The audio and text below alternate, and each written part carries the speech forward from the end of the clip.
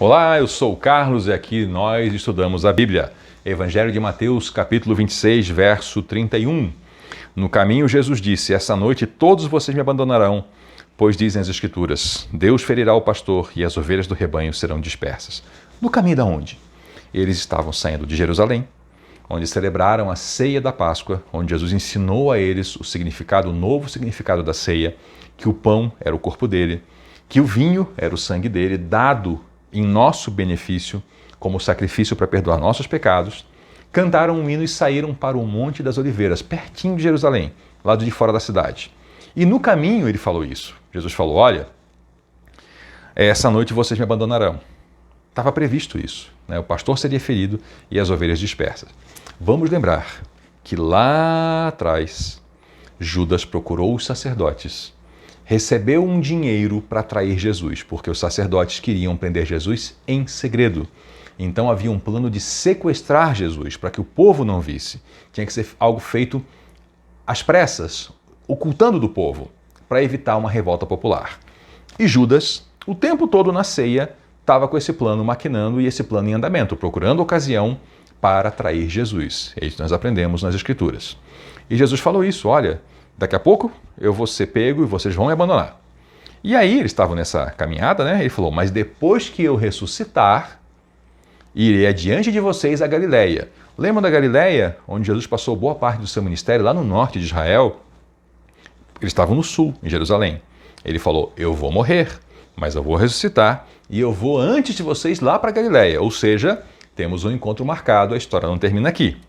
E aí o Pedro, que normalmente era o mais falante, era o que tinha mais iniciativa, falou: olha, pode ser até que esses outros aqui te abandonem, mas eu jamais.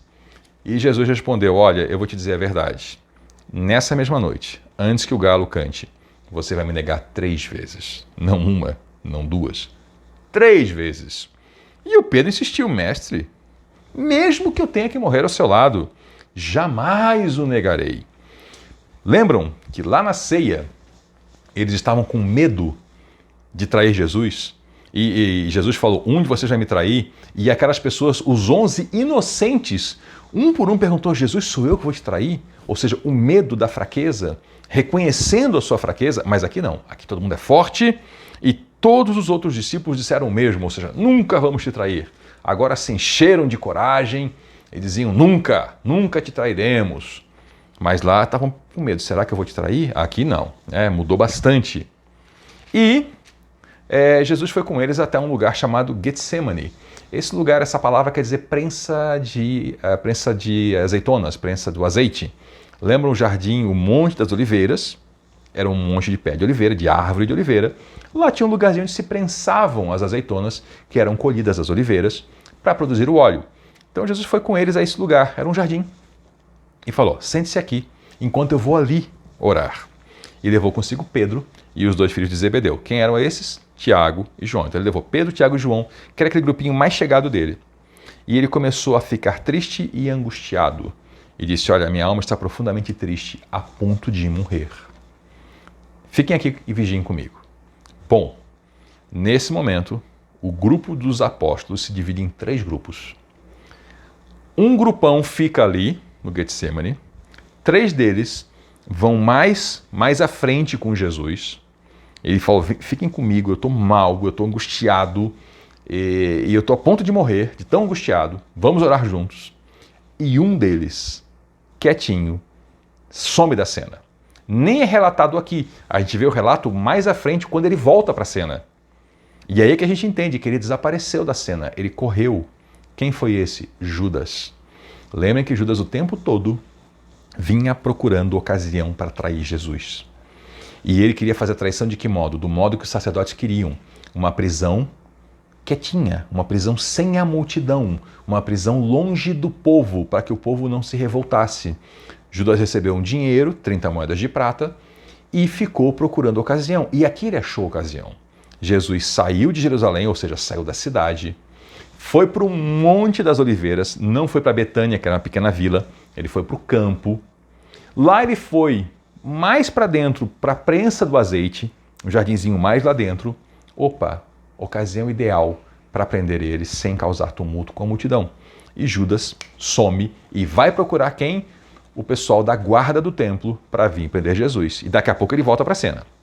Então Jesus avançou um pouco mais, curvou-se com o rosto no chão e orou: Meu Pai, se for possível, afasta de mim esse cálice. Contudo, seja feita a tua vontade e não a minha. Que oração maravilhosa.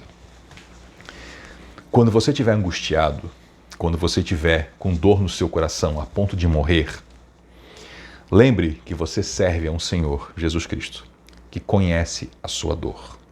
Ele não conhece essa dor de contemplá-la lá do céu, lá da sua glória, lá da sua melhor situação. Não. Ele conhece a sua dor de caminhar sobre essa terra poeirenta que nós caminhamos. Ele conhece a sua dor de ele ter ido numa noite escura se ajoelhar com o coração angustiado, sabendo que sobre ele vinha um mal terrível que lhe causaria imenso sofrimento e lhe causaria a morte. Ele sabia que iria ser preso, acusado injustamente, torturado até a morte. Então, quando você estiver angustiado, a ponto de morrer de angústia, lembre-se, aquele a quem nós servimos conhece a sua dor, conhece a minha dor, porque ele sofreu dor que nenhum ser humano pode compreender. Ele veio em fraqueza humana a esse mundo, carregou sobre si o peso de toda a humanidade. Então isso é uma coisa que conforta na hora da dor. Saber que ele conhece a sua dor, ele conhece a minha dor de um jeito que nenhum outro ser humano pode conhecer. Ele foi, se angustiou e nos ensinou outra coisa. Ele pediu ao Pai, sim, que afastasse o cálice. Se fosse possível que aquele cálice, o que é o cálice? O cálice é a representação de todo aquele sofrimento que ele ia receber. A figura do cálice é muitas vezes usada na Bíblia como representação de ira, né? Ira de Deus, castigo de Deus. Era o castigo pelos nossos pecados que estava sobre ele. O profeta Isaías fala longamente sobre isso, né? A ira de Deus, o castigo de Deus pelo mal que eu e você fazemos, foi despejado sobre ele, sobre o Filho. E ele falou: Pai, se for possível, afasta de mim esse cálice. Mas aqui vem uma parte muito especial da oração. Mas sobretudo, acima de tudo, em primeiro lugar, faça-se a tua vontade. Que coisa bonita é a gente aprender isso. Não só a falar essas palavras, mas a ter isso no coração, a carregar isso no coração. Que a gente deve procurar, em primeiro lugar, a vontade de Deus. Mesmo quando estamos diante de imenso sofrimento. E confiar que Deus sabe mais, que Deus quer o melhor. Que coisa bonita que Jesus fez e que nos ensinou. Então, depois disso ele voltou aos discípulos e encontrou eles dormindo. Ele falou: vocês não conseguem vigiar comigo nem por uma hora. Ele estava naquele estado de angústia, eles sabiam disso. Ele revelou tudo a eles. Ele tinha acabado de falar que ia ser traído, mas para eles o sono pegou e eles dormiram. E ele falou a Pedro: vigiem e orem para que vocês não cedam à tentação. E ele já vai ensinar para eles algo a mais. Vocês devem ficar alertas e manter-se em oração para que não cedam às tentações que vêm sobre vocês. Porque o espírito está pronto, mas a carne é fraca. A natureza humana é fraca. Isso aqui não é uma desculpa para pecar, como muitos usam essa frase: a carne é fraca, e saem pecando. Isso aqui é um alerta de Jesus. O espírito está pronto, mas a natureza humana é fraca. A carne é fraca nesse sentido, entende? O corpo, ele está falando da natureza humana, nossa natureza terrena é fraca. Então a gente deve permanecer alerta e em oração. Essa deve ser a vida do cristão. Observar, estar alerta, nunca baixar a guarda, para não cair em tentação. Então deixou pela segunda vez, deixou eles ali e orou: meu Pai, se for possível afastar de mim esse cálice sem que eu beba, faça-se a tua vontade. Sempre faça-se a tua vontade. Jesus nos ensina: leve o seu pedido a Deus, mas com esse ímpeto, esse coração, faça-se a tua vontade. E quando ele voltou pela segunda vez, se encontrou-os dormindo de novo, porque eles não conseguiam manter os olhos abertos. E ele foi pela terceira vez orar, dizendo novamente as mesmas coisas. Então ele voltou aos discípulos e falou: como é que vocês estão dormindo e descansando ainda? Talvez a sua tradução fala: durmam agora e descansem. Era algo como chamando a atenção deles, né? Falou: vejam, chegou a hora.